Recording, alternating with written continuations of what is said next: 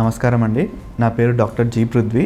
నేను ఓజోన్ హాస్పిటల్లో consultant interventional కార్డియాలజిస్ట్గా చేస్తున్నానండి. సో యూజువల్గా ఇప్పుడు గుండె జబ్బులు వంశపారంపర్యంగా కూడా మనకు రావచ్చు అనమాట. తల్లిదండ్రుల్లో తండ్రికి సపోజ్ ఒక 55 ఇయర్స్ లోపు మనకి లేదా తండ్రి ఒకటే కాదు, అన్నదమ్ములు అక్క చెల్లెల్లో కూడా 55 ఇయర్స్ లోపు మనకి వస్తే, లేదు తల్లిగారికి 65 ఇయర్స్ లోపు కనుక మనకి హార్ట్ అటాక్ వస్తే, సో వాళ్ళ పిల్లలకు వచ్చే ఛాన్సెస్ కొంచెం ఎక్కువగా ఉంటాయి. సో దాన్నే మనం సిగ్నిఫికెంట్ ఫ్యామిలీ హిస్టరీ అని చెప్తాము. అలా కొన్ని కంజెనిటల్ హార్ట్ డిసీజ్ అంటే పుట్టినప్పుడు ఏమన్నా రంధ్రాలు ఉండే ఛాన్సెస్ ఉంటే కూడా కొంతవరకు వాళ్ళ పిల్లలకు కూడా వచ్చే ఛాన్సెస్ కొంచెం ఎక్కువగా ఉంటాయి. ప్లస్ కొలెస్ట్రాల్ అబ్నార్మాలిటీస్, ఇప్పుడు తల్లిదండ్రులకు కొన్ని జీన్స్ అబ్నార్మాలిటీ వల్ల బాడీలో కొలెస్ట్రాల్ లెవెల్స్ ఎక్కువగా ఉన్నప్పుడు పిల్లలకు కూడా వచ్చే ఛాన్సెస్ ఎక్కువగా ఉంటాయి. దాని తర్వాత కొన్ని structural heart disease like HOCM అంటాం, అది తల్లిదండ్రుల నుంచి పిల్లలకి ఒక 50% రావడానికి ఛాన్సెస్ ఉంటాయి. దాన్ని ఆటోసోమల్ డామినెంట్ ఇన్హెరిటెన్స్ అంటాము. అలా రకరకాలుగా కొన్ని గుండె జబ్బులు తల్లిదండ్రులకు ఉంటే పిల్లలకు కూడా వచ్చే ఛాన్సెస్ ఎక్కువగా ఉంటాయి. కాల రక్తనాళాల్లో రక్తం గడ్డకట్టుకుపోవడం కానీ కార్డియోవాస్కులర్ డిసీజ్ అంటాం. సో కార్డియోవాస్కులర్ డిసీజ్ 55 ఇయర్స్ లోపు తండ్రికి, 65 ఇయర్స్ లోపు తల్లికి వస్తే వాళ్ళ పిల్లలకు వచ్చే ఛాన్సెస్ అధికంగా ఉంటుంది. స్టెంట్ అంటే యాక్చువల్గా అదొక చిన్న మెటాలిక్ ట్యూబ్ అంటాము. ఏదైనా బ్లాకేజ్ ఉన్నప్పుడు మనము ఆ బ్లాకేజ్ మధ్యలోకి వెళ్ళి ఆ ట్యూబ్ని ఓపెన్ చేస్తే ఒక దారి అనేది ఓపెన్ అవుతుంది. గుండెకు సంబంధించిన రక్తనాళాల్లో ఎప్పుడైతే దాంట్లో రక్తం గడ్డకట్టడం కానీ లేదంటే కొలెస్ట్రాల్ పేరుకుపోయి సన్నగా పడిపోవడం కానీ జరిగినప్పుడు ఈ స్టెంట్ అనే దాన్ని మనము, ఇది కంప్రెస్డ్ స్టేట్లో ఉంటుంది. అంటే ఒక బెలూన్లో కంప్రెస్డ్ స్టేట్లో ఉంటుంది. బెలూన్ లోపల ఉండి పైన దాని మీద స్టెంట్ ఇంపుతూ ఉంటుంది. అది యూజువల్గా దాన్ని మెటాలిక్ స్టెంట్ అంటాము. దాంట్లో ఏం మెటల్ యూజ్ చేస్తారు? అంతకుముందు స్టెయిన్లెస్ స్టీల్ వాడేవాళ్ళు, రీసెంట్గా ఇప్పుడు కోబాల్ట్, క్రోమియం అలాయ్ అని ఇట్లాంటివి యూజ్ చేస్తున్నారు. సో దాంట్లో 2 రకాలు ఉంటాయి. ఏంటిది? ఒకటి బేర్ మెటాలిక్ స్టెంట్ అంటాం, దీంట్లో డ్రగ్ ఉండదు. నెక్స్ట్ డ్రగ్ ఎలూటింగ్ స్టెంట్ అంటాము, దీంట్లో ఆ స్టెంట్కి డ్రగ్ కూడా ఉంటుందన్నమాట. సో ఇదేం చేస్తే ఆందోరామ్ చేసినట్టే మనము చేయి నుంచి కానీ కాళ్ళ నుంచి కానీ ఒక ట్యూబ్ లోపటి నుంచి ఆ స్టెంట్ని ఎక్కడైతే మనకి బ్లాకేజ్ ఉందో అక్కడికి తీసుకెళ్ళి మనం దాన్ని ఆ బెలూన్ని ఇన్ఫ్లేట్ చేస్తాం. ఆ బెలూన్ ఇన్ఫ్లేట్ చేసినప్పుడు స్టెంట్ అనేది ఎక్స్పాండ్ అవుతుంది. సో ఎక్స్పాండ్ అయినప్పుడు ఆ బ్లాకేజ్ క్లియర్ అయిపోయి తర్వాత దాని నుంచి రక్తం సరఫరా సాఫీగా జరుగుతుంది అనమాట. ఈ స్టెంట్స్ డెవలప్ కాకముందు ఫస్ట్ ఓన్లీ బెలూన్ యాంజియోప్లాస్టీ అనే ప్రొసీజర్ ఉండేదన్నమాట. ఈ బెలూన్ యాంజియోప్లాస్టీ ప్రొసీజర్ ఏంటంటే ఎక్కడైతే మనకు బ్లాకేజ్ ఉంటుందో దాని దగ్గరికి ఒక ప్లెయిన్ బెలూన్ తీసుకెళ్ళి అది ఓపెన్ చేస్తారు. ఆ బెలూన్ ఓపెన్ చేస్తే ఆ టిష్యూ అనేది కొంచెం బయటికి వెళ్తుంది, కానీ అప్పుడు తర్వాత బెలూన్ని డిఫ్లేట్ చేసి తీసేస్తారు. కానీ అది కొన్నిసార్లు అదేంటంటే బయటికి వెళ్ళిన తర్వాత మళ్ళీ ఎమ్మటే మూసుకుపోయే ఛాన్సెస్ ఎక్కువగా ఉంటాయి అన్నమాట. దీన్ని తగ్గించడానికి స్టెంట్ డెవలప్ చేశారు. ఎందుకు? అది మూసుకుపోకుండా అలా ఉండడానికి. ఈ బేర్ మెటల్ స్టెంట్ అంటే ఏంటంటే డ్రగ్ ఉండదు, కానీ దాని తర్వాత ఏంటంటే ఇన్స్టెంట్ రీస్టోనోసిస్ అంటాం. అంటే కొన్ని నెలల తర్వాత ఆ డ్రగ్ మీద కూడా మన టిష్యూ అనమాట, ఈ టిష్యూ పేరుకుపోయి స్లోగా అది మళ్ళీ మూసుకుపోయే ఛాన్సెస్ ఎక్కువగా కనిపించాయి. దాని తర్వాత ఏం చేశారు? ఇలా అవుతుంది కదా, దీన్ని కూడా తగ్గించడానికి ఏం చేయడానికి అంటే డ్రగ్ ఎలూడింగ్ స్టెంట్ డెవలప్ చేశారు. ఈ డ్రగ్ ఎలూడింగ్ స్టెంట్ ఏంటంటే దాంట్లో డ్రగ్ ఎలూడ్ అవుతుంది అనమాట. ఈ డ్రగ్ ఎలూడ్ అయ్యి ఏం చేస్తుంది? ఎక్సెస్ టిష్యూని, అంటే స్టెంట్ వేసిన దగ్గర ఎక్సెస్ టిష్యూని గ్రో కాకుండా చేస్తుంది అనమాట. సో ఆ స్టెంట్ ఓపెన్ పెట్టడానికి ఎక్కువ పని చేస్తుంది అనమాట. సో ఇప్పుడు ఈ డ్రగ్ ఎలూడింగ్ స్టెంట్స్లో కూడా ఫస్ట్ జనరేషన్, సెకండ్ జనరేషన్ అని ఇట్లా వస్తుంది అనమాట. అంటే టైప్ ఆఫ్ డ్రగ్ని బట్టి ఇనీషియల్గా సిరోలిమస్ అనే డ్రగ్ సిరోలిమస్, ప్యాక్లిటాక్సిల్ అనే డ్రగ్ ఎలూడ్ చేసేవాళ్ళు. తర్వాత ఎవరోలిమస్, జొటారోలిమస్, దాని తర్వాత బయోలిమస్, ఇవన్నీ కొంచెం లేటెస్ట్ డెవలప్మెంట్స్ అనమాట. So next number of stents. ఇప్పుడు యూజువల్గా ఇండికేషన్ బట్టి స్టెంట్ వేస్తారు. ఇప్పుడు ఒక రక్తనాళంలో 70% అంతకంటే ఎక్కువ స్టీనోసిస్, అంటే అంతకంటే ఎక్కువ నారోయింగ్ ఉంటే యూజువల్గా మనం స్టెంట్ అడ్వైజ్ చేస్తాము. స్టెంట్కి కూడా కొన్ని లిమిటేషన్స్ ఉంటాయి. లైక్ కట్టింగ్ బెలూన్ అంటాము, స్కోరింగ్ బెలూన్ అంటాము, రోటాబ్లేషన్ అనే ప్రొసీజర్ చేయాల్సి వస్తుంది.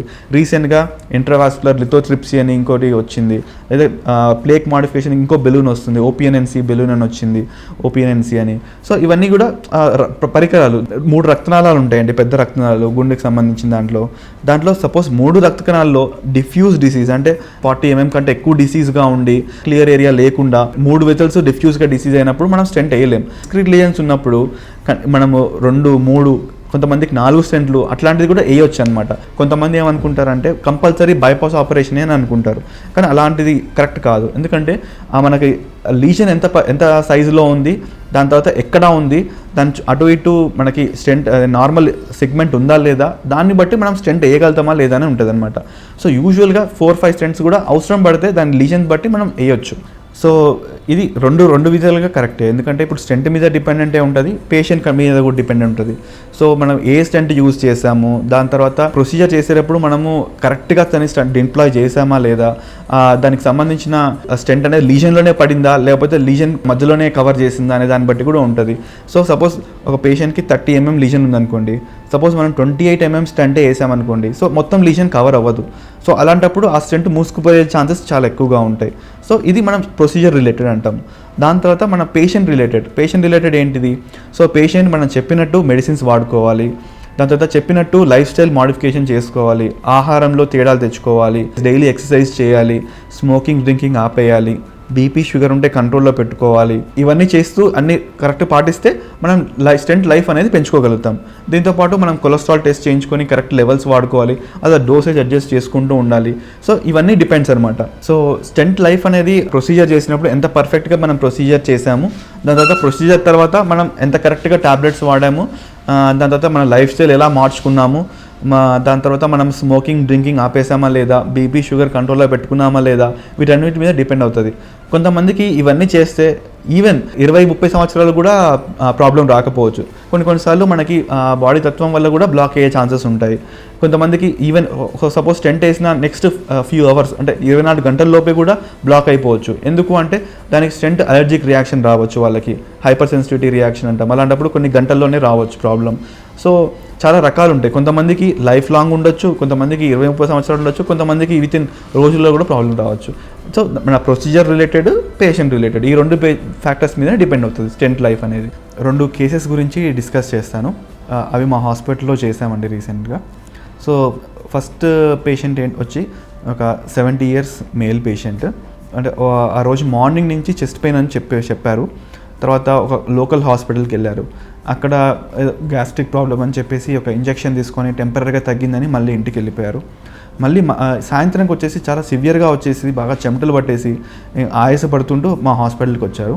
సో మా హాస్పిటల్లో ఈసీజీ తీస్తే తనకి హార్ట్ అటాక్ వచ్చింది. ఎస్టీ ఎలివేషన్ ఎంఐ అంటాము, inferior wall and posterior wall ST elevation MI వచ్చింది. సో ఆ పేషెంట్కి ఈసీజీలో హార్ట్ అటాక్తో పాటు కంప్లీట్ హార్ట్ బ్లాక్ అంటాము, అంటే గుండె కొట్టుకునే విధానంలో తేడా. తనకు హార్ట్ రేట్ వచ్చేసి 30-35 మధ్యలో ఉందన్నమాట. సో బీపీ కూడా తనకి పడిపోయింది, అంటే సిస్టోలిక్ బ్లడ్ ప్రెషర్ 90 ఆ రేంజ్లో వచ్చేసింది. సో తను మగతగా అర్థం చేసుకున్న స్థితిలో కూడా లేడనమాట.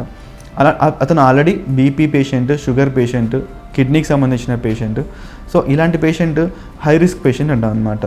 సో ఇలాంటి పేషెంట్ వాళ్ళకి అటెండెంట్స్కి ఎక్స్ప్లెయిన్ చేసి, సో ఫస్ట్ ఇమీడియట్గా టెంపరరీ పేస్ మేకర్ అంటే హార్ట్ బీటింగ్ పెంచే డివైస్ ఒకటి ఎక్కడి నుంచి కాల్ నుంచి వేసామన్నమాట. అది వెయిన్స్, ఫిమరల్ వెయిన్ నుంచి వేస్తాము. అది వేసిన తర్వాత తన హార్ట్ రేట్ మనం 70 దగ్గర పెట్టాం. తర్వాత ఇమీడియట్గా యాంజియోగ్రామ్ అనే టెస్ట్ చేసాం. యాంజియోగ్రామ్ టెస్ట్లో తనకి రైట్ కొరనరీ ఆర్టరీ అంటే రైట్ సైడ్ ఉండే మేజర్ ఆర్టరీ ప్రాక్సిమల్ సెగ్మెంట్లో 100% బ్లాక్ ఉంది, విత్ దాంట్లో మొత్తం రక్తం గడ్డ ఉందన్నమాట. ప్లస్ లెఫ్ట్ సైడ్ ఆర్టరీస్లో 50% ఒక ఆర్టరీలో 50%, ఒక ఆర్టరీలో కొంచెం ప్రాబ్లం ఉంది. So major problem right side coronary ఆర్టరీలో ఉంది. సో ఈ ఆర్టరీని ఇమీడియట్గా మేము స్టెంట్ వేసాం. స్టెంట్ వేసి ఫ్లోని ఎస్టాబ్లిష్ చేయగలిగాం. కానీ తనకి ఆల్రెడీ కిడ్నీ పేషెంట్ ఇవన్నీ అయ్యేసరికి డయాలసిస్ కూడా చేయాల్సి వచ్చింది. అలా 2 days డయాలసిస్ చేసిన తర్వాత తనకి ఈ హార్ట్ బీటింగ్ అనేది ఆటోమేటిక్గా తనంతలో తానే కొట్టుకునే విధానంగా 70-80కి వచ్చేసింది. సో అప్పుడు మేము ఒక రోజు అబ్జర్వ్ చేసుకొని టెంపరరీ పేస్ మేకర్ డివైస్ని కూడా తీసేసాం. సో తనకి పర్మనెంట్ పేస్ మేకర్ అవసరం పడలేదు. అలా ఒక 5th day కంప్లీట్గా రికవర్ అయిన తను డిశ్చార్జ్ చేయగలిగాము.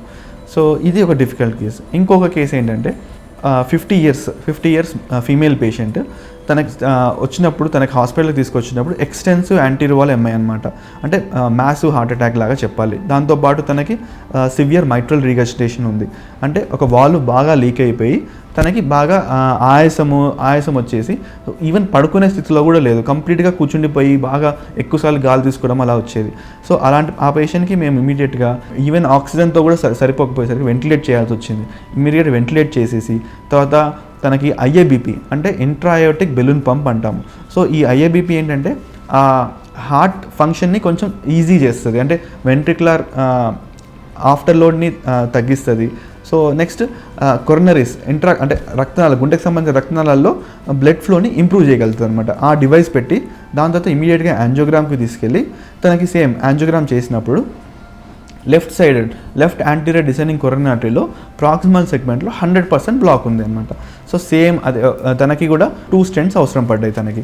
సో 2 స్టెంట్స్ వేసిన తర్వాత over period of few days అంటే ఇమీడియట్గా ఐసీయూకి షిఫ్ట్ చేసిన తర్వాత డే బై డే ఆ ఐఏబీపీ సపోర్ట్ అనేది గ్రాడ్యువల్గా వీన్ ఆఫ్ చేస్తూ ఐనోట్రోప్స్ అంటే బేబీ పెంచే మెడిసిన్ స్లోగా వీన్ ఆఫ్ చేస్తూ ఇవన్నీ చేసుకుంటూ వస్తే ఆల్మోస్ట్ ఒక డే 5కి తను కంప్లీట్గా రికవర్ అయ్యి మళ్ళీ సేమ్ డిశ్చార్జ్ అయ్యారనమాట. ఈ రెండు చాలా డిఫికల్ట్ కేసెస్ యాక్చువల్గా. వెంటిలేటర్ మీదకి వెళ్ళిన పేషెంట్ 5th 6th డే రోజు డిశ్చార్జ్ అవ్వడం కూడా వెరీ గుడ్ కేస్ అది.